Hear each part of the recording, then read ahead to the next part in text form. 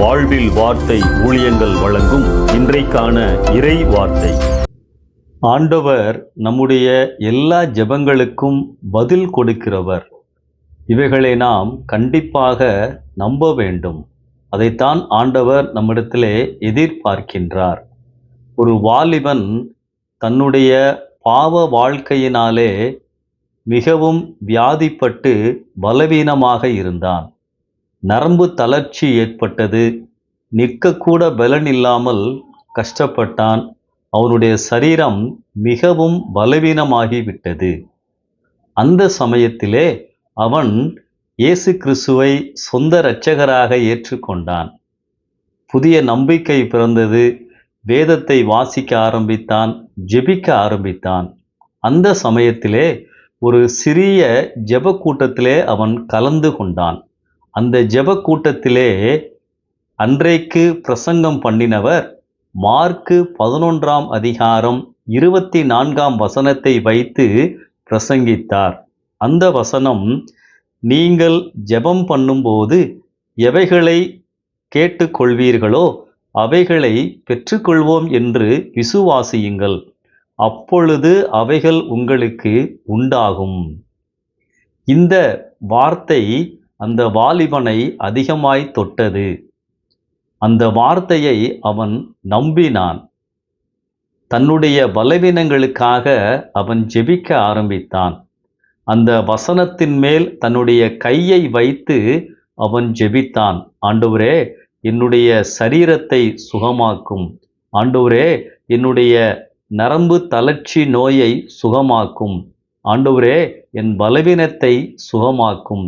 ஆண்டவரே, நான் நிற்பதற்கு உதவி செய்யும். நம்பிக்கையோடு அவன் ஜெபித்தான்.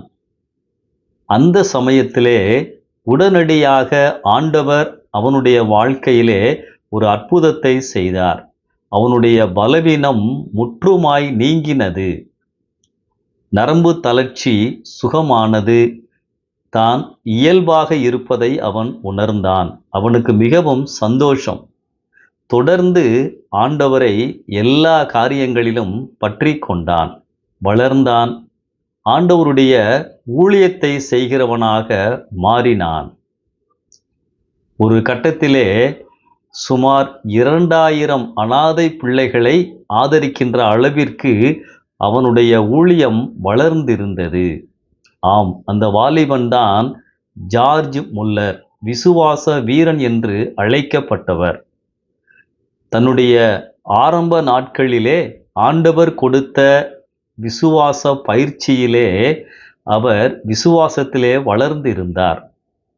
தன்னுடைய ஊழிய நாட்களில் ஒரு தடவை கூட தன்னுடைய தேவைக்காக மனிதர்களிடம் அவர் தன் தேவையை பகிர்ந்து கொண்டதே இல்லை. எந்த தேவையாக இருந்தாலும் முழங்கால் படியிட்டு ஆண்டவரிடத்திலே ஜெபிப்பாராம், பெற்றுக்கொள்ளுவாராம். தன்னுடைய ஊழியத்தின் இறுதி நாட்கள் வரை அனாதை விடுதிகளை வெற்றிகரமாக நடத்தினார். அநேகருக்கு சுவிசேஷத்தை பிரசங்கித்தார். தன்னுடைய தேவைகள் எல்லாவற்றையும் ஆண்டவரிடத்திலிருந்தே நேரடியாக பெற்றுக்கொண்டார். சில சமயங்களில் கடைசி நேரம் வரைக்கும் ஒன்றுமில்லாமல் இருக்கும், பதில் வராமல் இருக்கும். ஆனாலும் அவர் நம்பிக்கையோடு காத்திருப்பார். அந்த நேரத்திலே எந்த விதத்திலாவது யாரிடம் இருந்தாவது அவருடைய தேவைகள் சந்திக்கப்பட்டது. ஆம், அவருடைய ஜெபத்தை ஆண்டவர் மறுதலிக்கவே இல்லை. எல்லா ஜெபங்களுக்கும் ஆண்டவர் பதில் கொடுத்து கொண்டே இருந்தார். ஆம் அன்பானவர்களே, இந்த விசுவாசத்தை தான் ஆண்டவர் நம்மிடத்திலே எதிர்பார்க்கிறார். மார்க்கு 11:24, நாமும் அவ்வாறு ஜெபிக்கும் பொழுது நமக்கும் ஆண்டவர் கண்டிப்பாய் பதில் கொடுப்பார். நீங்கள் ஜெபம் பண்ணும்போது எவைகளை கேட்டுக்கொள்வீர்களோ அவைகளை பெற்றுக்கொள்வோம் என்று விசுவாசியுங்கள், அப்பொழுது அவைகள் உங்களுக்கு உண்டாகும். இந்த சிந்தனையோடு இந்த புதிய நாளை ஆரம்பியுங்கள்.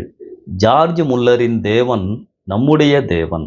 நாமும் விசுவாசமாய் கேட்கின்ற பொழுது நம்முடைய தேவைகள் எதுவாக இருந்தாலும் ஆண்டவர் சந்திப்பார்.